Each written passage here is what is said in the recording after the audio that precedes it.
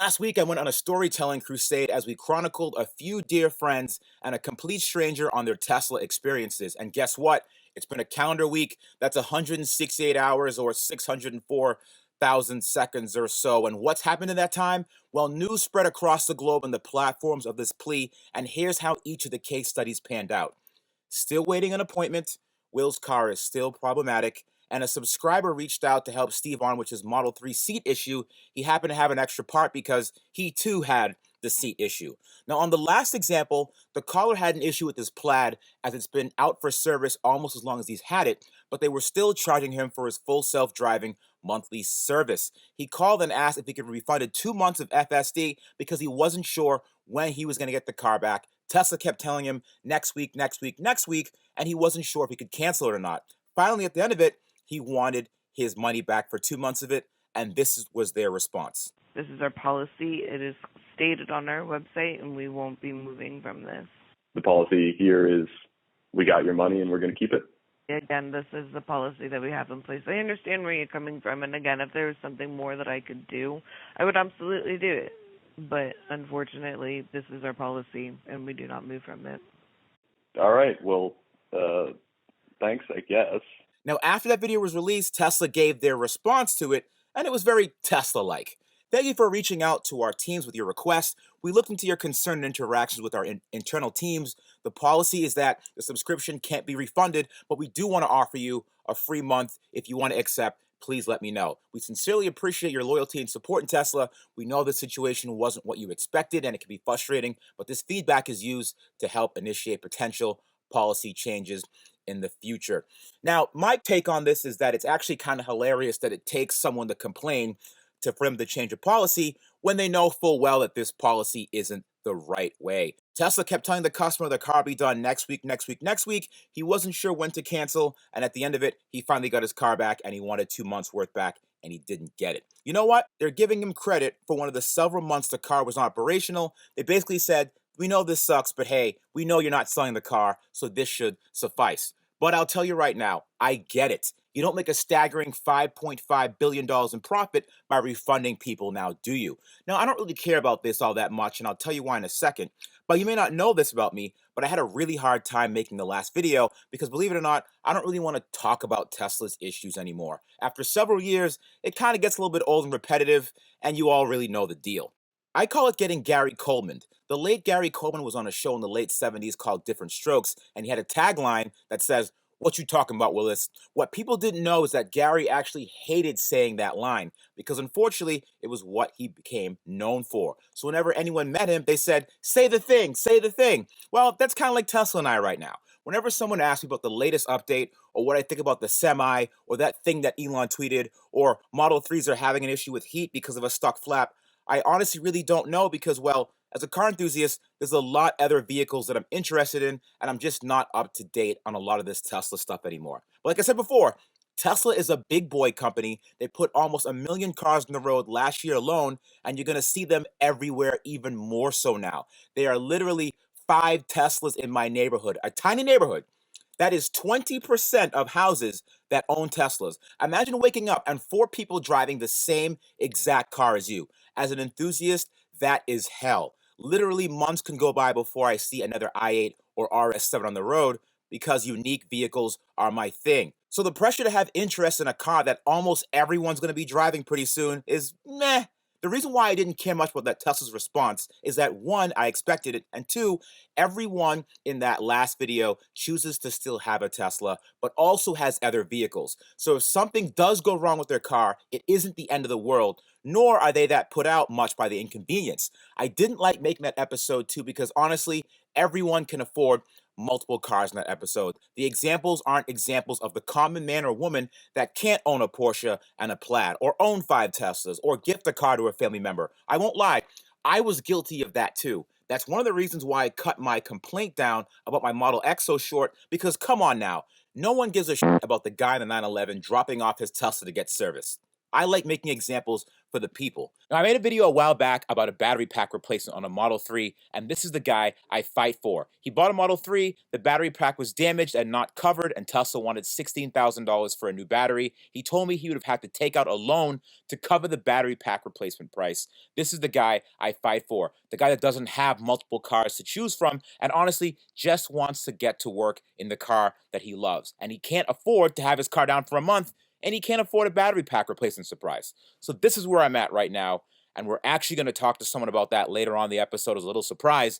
But speaking of surprises, you never know what could happen, which isn't always a good thing. As we've learned here, be prepared for anything since, well, it could happen to you. So make sure you insure yourself the smart way with Policy Genius. If you're paying too much for home and auto, you should stop it. And if you don't know if you are, you probably are. The process is easy too, easier than trying to get a refund from Tesla for your money that they already spent. First, head to policygenius.com/richrebuilds and answer a few quick questions about yourself and your property. Then Policy Genius takes it from there and will show you price estimates for policies that fit your search and help you understand your options. The Policy Genius team can look for ways to save you more money, and if they find a better rate than what you're paying now, they'll switch you over for free $99. Free! Policy Genius has saved customers an average of $1,250 per year over what they're paying for home and auto insurance, which will definitely come in handy when you get that surprise Tesla service bill, or you have to get an Uber since they don't have loaner cars. The Policy Genius team works for you, not the insurance companies. You can trust them to offer unbiased help and advocate you at every step until you're covered. Head to policygenius.com/richrebuilds to get your free home and auto insurance quotes and see how much you could save. That's policygenius.com/richrebuilds. Now, let's go see our special friends, shall we? We're in an undisclosed location. Can't say where we are. I'm not going to tell you. Live free or die. Live free or die. And if you come here, The last part of the license plate. Give us a grand tour, Mr. Rossman. I want to see what this place is all about. It's a very nice place, by the way. This is a pile of receipts. A set of wiper blades for my car that I forgot to install. Party cheese tray, since I heard that guests were coming. I wasn't able to get you a chair, but I did get you some cheese. I will I enjoy thought you myself. didn't know the cheese. Cast iron pot for cooking eggs. It's the only thing I know how to cook, so I wanted to. Ooh, pepper jack. you would go for the pepper jack. That's what you get at Subway, too. You have any bread? So you have eggs, Very peanut simple butter, man. yogurt, not yet completed yogurt with peanut butter, and that's You that. make your own yogurt? That's some good, yeah. That stuff is amazing. That's the good stuff. Anything in the freezer? Yeah. Nope. No ice cream. Work in progress. What a soul. You know, all the tools that you need. Camera. Monopod for a camera. Okay. Another camera. I don't want to get into your financial, because, the whole auditing thing, taxes and stuff. But You can't say that. if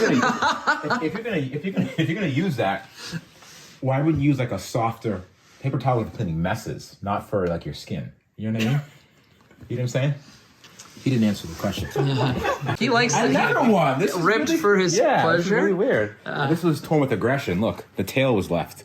He just went. I need this now. Very quickly. I know what that means. Hit the eject button. Cool. He has he's got a little eject secret door. This is eject. I like this. I have a contoured pillow.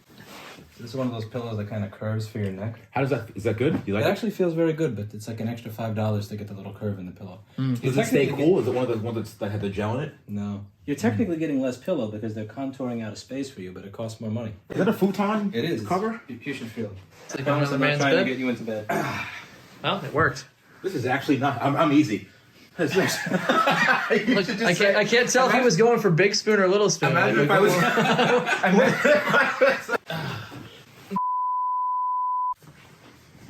No bidet yet. I'd like to get a bidet installed. Listen, I'm gonna tell you something right now. I have a bidet at work, and Get a damn bidet. so many people were hoarding toilet paper, but were they hoarding water? Were they hoarding soap? Were they hoarding sponges? No. No. So they were filled with flakes There's a everywhere. lot of There's a lot to unpack. Yeah, Thank you. I like it. Well, thank you very much for this. Action. Action. Okay, so we're at your hometown right now, so thank you for allowing us into your home. And I want to say thank you very much for the seating that you provided for us. So it's very nice. I only had one chair, unfortunately, but I made up for it by giving him cheese. Yes, very much. Pepper Jack's very good. I don't know if you saw last week's video or not, but in last week's video, there were a whole bunch of testimonials from pretty disgruntled Tesla people. And the most notable example was at the very end of the episode, there was an issue that a customer had when it came to full self-driving. and they actually pay for the full self-driving service per month. You know, you have two different options. You can pay up front, or you can pay, I think it's like $200 a month for X amount of time. The issue is that his car was in service for so long. It was in service for, I want to say 5 months or so out of the 6 months that he's owned it. So his question was, he wanted to know if he can get a refund for the full self-driving that he was paying for as a service, because he felt like that wasn't delivered to him because the car was in service for so long. If you were a company, how would you handle that? Well, you are a company. But if you own Tesla, how would you handle it? I would refund them. And if there wasn't a system that allowed that person to be able to make it up as they go, I would create some sort of article and have it that explains to them, here's how you deal with the situation. So if somebody's been screwed to this extent, here is the latitude that you have where you can go outside of this particular policy. What I think happened there is I genuinely believe that person did not have a button. I don't even think they have access to a button where they could have just refunded if they wanted to, and that's a core part of the problem. Like, I've had issues with my business where I have many different ways that people can pay for forum subscriptions, mail-in repairs, walk-in repairs, stuff they buy off of my store website. And sometimes when I'm growing and I hand it off to somebody else, I may forget to hand them one of the tools. And if I do, they have to be able to call me to be able to say, I have this person on the phone, they've been completely screwed, I don't have the login to the tool that would allow me to do something about it, help. Right. And that just fundamentally didn't exist there. Nobody thought that it should. And it reminds me of what happened with PayPal in the mid-2000s, where there was conversation where there's a few emails about this that I found interesting, where they only had 2 or 5 people answering customer service, and at one point they turned the phones off because they couldn't take the phone calls from so many people. My account got closed for a ridiculous reason. There was nobody who could tell me why. It took them 5 months to tell me why they were holding my money. I had to do this ridiculous convoluted thing to cheat them and to get my money that was mine back. Right. But it took them 5 months, and then I remember reading this article. They were not picking up the phones. So at one point, they would start using. Does anyone own PayPal? He did at one point. Okay. But so they had JK, right. So they had a cell phone that they would use their own employee cell phones. Now eventually people started looking up where this office was located, and people were showing up to the office with questions about their accounts. They looked and they tried to have somebody who was one of the bigger people in the office go out to greet them in case something happened. And instead of fixing the customer service issue, they hired security. Like, how mad do you think you would have to be you're mad at an online company, so you're going to drive to their location to talk to somebody kind of thing. But that's how mad that Tesla is making people. It's this concept of let's continue growing, and we're not going to stop to be able to deal with the customers we have. We need to keep growing and growing and growing and doing things that are innovative and cool enough that the good press outweighs the bad press. Like, we're not going to try to deal with the bad press when we screw people. We need to do things that are so amazing that nobody will care. And building an electric car charging infrastructure network across the country, kind of cool. Level 3 self-driving, kind of cool. But we're starting to get to the point where that stuff is not cool enough to make up for the bullshit. Like, you gave me a $130,000 car that doesn't work, and you're still billing me for an extra service, and you won't refund me. So there's an update to that. So I'm glad you said all that. So they actually, after the video, they reached out to this mystery person, right? They offered him 1 month. FSD. That's very Christian of them. Because it's in their policy that they're not allowed to actually give refunds for that. So they said they made a special exception for him, and they gave him 1 month of FSD. So to your point, a lot of places might not have a system in place for them to give him a refund, but in this case, Tesla clearly did have a system in place where they gave him 1 month. What do you think the reasoning is behind only giving him 1 month as opposed to the 2 months that he asked for? Or A, they believe that it's partially his fault because he may have had access to it for 1 or 2 days, and they don't want to create a slippery slope to where somebody could have used a portion of their service and paid for it. Or the second is, I don't want to give him everything he wants because that means that he was right. That means we did something wrong. If I actually give you everything you're asking for, it's an admission that we did something wrong, and I'm not going to give you that. So it could just be somebody in customer service because it's customer service can be very adversarial when you're dealing with people that are mad. Right. Even if they have an actual reason to be mad, they're mad at the company. They're not it's not really your fault. You didn't create the shitty policy, but you have to answer and deal with it all day. And sometimes people can become a little bit defensive. I've had that happen at work where it's like, listen, we screwed up. I understand why you're mad at him for how he's talking to you, but he deserves to be madder. He should be burning the store down right now. I understand why he's mad. Just give him his money back or replace his computer. You need to be able to step aside and see that. And it's really difficult to do that if you're in the trenches dealing with angry people for 12 hours a day. So it could just be a power trip. Like that one person who's doing that is on a power trip. I'm going to give you half of what you want, not all of it. Ah, okay. So you think it's like a two-party system where they said, you know what, he messed up because he should have canceled it when he realized that he wasn't going to get the car back. I'm not really sure how he would really know when he was going to get it back. And at the same time, the product that they provided was fundamentally broken, where he wouldn't have his car for that time anyways. Maybe that's how they viewed it. Maybe they just said to themselves, you know what we're going to do? We're going to split down the middle halfway. You want 2 months, you get 1 month. We're happy because we don't have to pay the extra $200, and he's happy because he got half a month. I think he was probably thinking to himself, I'm not going to cancel it because I'm going to get my car back in 3 days. Right. I paid $130,000 for a brand new car and it doesn't work. I'm confident that this company is set up to be able to fix this for me properly. Right. Surely they have all the parts in stock. Surely they're going to make me a priority because I paid for it. Right. Which is a joke. You wired Tesla your money. They're done with you now. Right. But he probably thought they're going to treat me like a human being. He didn't want to cancel the subscription for, and then have to reenact it later and then wind up paying $800 for a month because he got his car back so fast. He actually had, that's the part that makes this so sad, is he had faith in them as business. Right. He thought they're going to return my car so quickly, there is no point for me to even cancel my subscription because I'm going to have this back by Thursday. The entire reason that he kept paying them is because he had faith in them as a company, and they're on him for that faith. Like if he was he would have just canceled it from the beginning, but he didn't. He's like, I'm going to keep paying this, and then I'm going to trust that they will give me the money back if they are incapable of fixing my vehicle. And that's why it feels like such a betrayal. Right, and I think that's what Stephen ran into, because in that one of the video clips, the person on the phone said, please continue to trust the system that you bought into in the first place, which sounds like a cult. Number two, yeah, Was that the one where the brakes weren't working or something else? it was this airbag. Airbag, right. But so what does he mean? Does he mean that like trust the system in terms of your airbags don't work properly, but your car's not going to crash? Like, is that what he was trying to say with that on a high level? Because what I interpreted that is, don't trust the system, meaning you're not going to crash, bro, you're good. No, meaning like trust the system is like, we're going to fix this for you at some point and the car is still safe. But you need airbags. I mean, did he not have an airbag sensor at that point in time? At that point in time, I don't know what would have happened. What would have happened?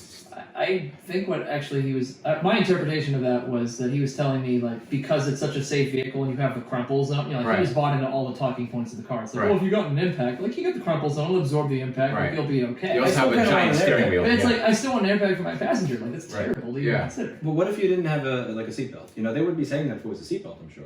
They shouldn't be saying that if it's an airbag. They should. They shouldn't They say it should, at all. like, Yeah. it's horrible. Right. It's just different because I grew up Right. with a car that didn't have airbags, so it was kind of Yeah, different. But we still, live in a different age. You're absolutely right. Right. but it's still just as f***ed up. You've had a few experiences with Tesla as well. Are those experiences enough to sour the taste in your mouth for Tesla, where you no longer wish to drive the vehicle anymore? At what point do you say enough's enough? Because the person that was talking to the customer service rep, that was their 5th Tesla. At what point do you say, you know what, enough's enough, I'm either going to go to a different manufacturer, or I'm just going to go and ride a bicycle everywhere?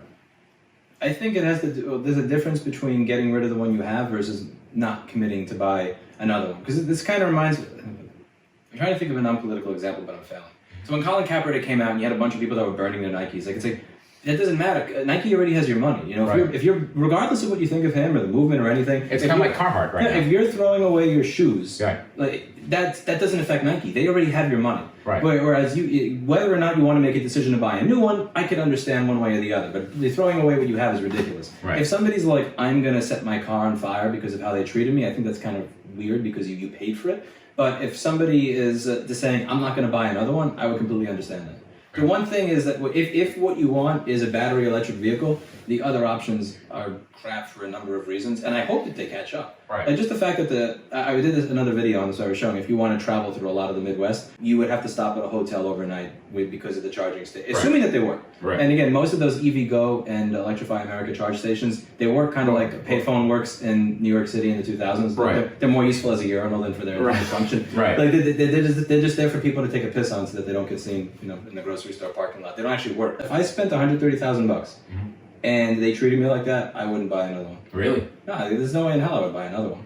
But Like I would use the crap out of that one. I wouldn't throw it away. Right. But I would. But I'm not. So would use it till it's the end of its life cycle, then not get another one. Yeah, I would use it to the end of its life cycle. Like Sonny has a car that he got from Tesla, and he has a very interesting channel on this, and he feels like he's been screwed over by them numerous times. And I mean, he has one back from the unlimited supercharger days. Right. So he goes, okay, cool. Like, you want to treat me like this? That's fine. I will go to a supercharger instead of a hotel. Mm-hmm. I will turn the air conditioning on, and I will use my Model X as a hotel room. Right. And you will pay for the electricity for that. But nobody, I don't hear people say that. They either say, I love it, regardless of how much they get screwed over. I love it. I love the brand. I love the company. Right. I love the people there. Or, like, I will never buy that ever in my. Like, I never hear somebody that actually owns the vehicle who could just be honest about the fact that the company treats people like. Right. I think that's important. Because no other. They're very few. There are of them, but they're very few of them, right? Because like if you get screwed over by Toyota or Lexus or Chevy or Ford, nobody jumps to the defense of these brands the same in the same furor. I know. The same way Absolutely that they do. Like again, you have your Ford versus Chevy people, but No one at the end cares. at the end of the day, like the Ford versus Chevy or the Mercedes versus BMW people, if they get royally to that extent, they're going to say that this is wrong. Right. And I would just wish that more people would just be open to saying, that's wrong. Yeah, I like the company. I invested But in that's it. wrong. I bought the stock. I like the car. But there's always this incentive structure that's weird to me where people have an incentive to protect the precious. Drive a Model 3 when it's negative 14 degrees outside and you'll start hearing a little flap go click, click, click, Yeah. and then your heat turns off. You'll Yeah. learn what that little flap is for. Well, then a lot of the majority of the owners are still, more towards the warmer states like West Coast. So a lot of it they don't really see. A lot of it they're like, hey, I've had a great experience. I think what you're talking about is blasphemy. You're probably just complaining because I haven't seen any of those things. You're a short. If you, I love how Yeah, you're the short, amount right. of ego that they have to assume that you or I have that we can affect it. Right. Like I've actually plotted this. Like, here's Apple's stock over the past 5 years. It has Right. over quadrupled. Right. Here are my videos over the past. My videos Right, yeah. have blown. Like in 2012, I had 8 subscribers, and now I have 1.7 million. What is Tesla? What has Apple stock done between 2012 and 2022? right, exactly. Like, we have no effect on this. Nothing. And Nothing. I keep saying that close. people don't realize that. Oh, you're just suddenly short. Like what I say has no effect. Like, don't you think I whatsoever. would have, if I was an Apple short or a Tesla short, don't you think I would have given up by now and realized, you know what, Yeah. this is quadruple, It's this not has went up working. by a factor of 20x. Let me Yeah, get right. the job at Burger King. It's not working. Yeah, right. But no, they think that we continue to do it in spite of it. Nope. It makes no sense. I think that they've become hyper defensive because of all the people that say, like, you're a soy boy idiot who bought a toy, you're a dumbass because you bought this car. So they become defensive. But the thing is, instead of defending the reason that they purchased the vehicle, they defend the company. Right. Like, if somebody insults me because of what I drive, I'll say, listen, I know why I use this. I know the Right. reasons behind it. Right. I'm totally okay with you having a different set of reasons. I don't need you to validate my purchase decision. These minor issues are just minor in the grand scheme of things because these cars are helping to fund the overall mission Of making Elon rich. Well, to go to space and for more research. He's going to need to go to space and hide from all these pissed off people. No, he's going to need Well, his own actually, planet. no, he's not doing a great job hiding now because people are tracking where he is in his I plane. saw that. The Twitter Yes. account where it announces every time he flies, every time he takes off and every time he lands, there's a kid that is actually tracking this on Twitter. Right, and I think Stevan said that Elon reached out to the kid and said, hey, could you kind of stop doing this? Which I think is fascinating because it actually shows that he's a human being, he's vulnerable. He goes, hey, I want you to stop doing this. Think about this for a second. He's the richest man in the world, obviously one of the most powerful men in the world, and there is a kid that is egging him enough for him to privately message that kid. And bribe him. And bribe him and say, please stop. Insufficiently at that. Sufficiently bribe him. Like if we were in a different country, that Elon would push a button and that kid would have been off a long time ago. Seriously. But like he asked, it's just interesting. That's what makes America beautiful. That's what I'm saying. Like you can, it's. I thought that was a great story because it shows that hey, he's vulnerable for this stuff. Like this is bothering him. Can you please stop? And I think what was it, Stephen? What did he offer him? $5,000, and then the kid countered at $50,000 or a Model 3. $50,000, and Elon no response. And I think that's a interesting move because if he said no, if he said anything, it'd make headlines and say, hey, Elon told this kid to pound sand. If Elon gave in and said, LOL, okay, here's 50 grand, that kid's a terrorist. And there's going to be more of them. There'll be more of them, exactly. They'll come for you. So I think it was a great power play. We'll see how long it plays out, but that kid will continue to post Elon's whereabouts. However, Yeah. I think Elon's so rich. Buy another plane. He could. You know what I mean? Well, actually, how is it tracked? I'm not really familiar with aviation. With the flight log? Yeah. Like a flight log has to have the pilot name, obviously, Yeah. the vessel number, Mm-hmm. the destination. Does it have to have the people on board, their names? He's going to have to find a new way of transportation. That's not air, Guys, land, or sea. hear me out. Wormhole. Underground. Oh, You're boring. You're underground, right? The year is 2040. And yeah, it's 2040. You have your cricket pace. you have your sanctioned cricket pace. Like imagine you could be underground in an electric vehicle, obviously like no emissions and stuff. You could breathe clean air, and you could be shuttled from one city to the next underground in complete silence. There's no travel logs. No one has to know who or where you are. Wasn't he advertising that like 5 years ago? Yeah, in Vegas. What happened? It was very short. Did it work? Yeah, It's there. It's there. It exists. But now there's a problem with there's been some traffic in the tunnels, and people are kind of like, why am I waiting underground for traffic to clear up up front? So it's kind of like what the subway does now in New York. He's gonna have a lot of people waiting when he gets off the plane and say, when do I get my car back? What's the purpose of him going to Mars? To have a new colony. If we can solve the environmental crisis, and if the planet becomes inhabitable, you can turn that over to culture. Yeah, because I'm also sitting on a milk crate. because there we go. Yeah, go ahead. I mean, as it was always presented, like Tesla's mission statement is to accelerate the world's transition to sustainability. Yes, right. And if that were to fail, Mars was the backup plan. You know, that's why it was Solar City, it was Tesla, and then SpaceX was the backup plan.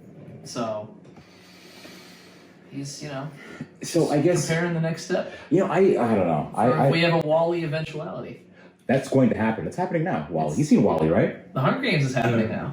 You've seen Wall-E? Never seen Wally. Man, That's a great movie for you. you should watch it. You would love that. Said I should see Wally. You would love that. You should see Wall-E. It has to do with basically us now, and us like 5 years. Actually, it's literally us right now. It's literally us right it's now. America. Yeah, right. For sure. Yeah, it's Maybe not other cultures. It is. It's definitely America. So This is weird. Now I'm like the only one on camera. You guys are just kind of there looking yeah, at we're me. just silently judging. There he is. There he is. All right, man. All right. Okay. Well, I guess I don't know. I mean, what else is there to say? Talk about everything else, I guess.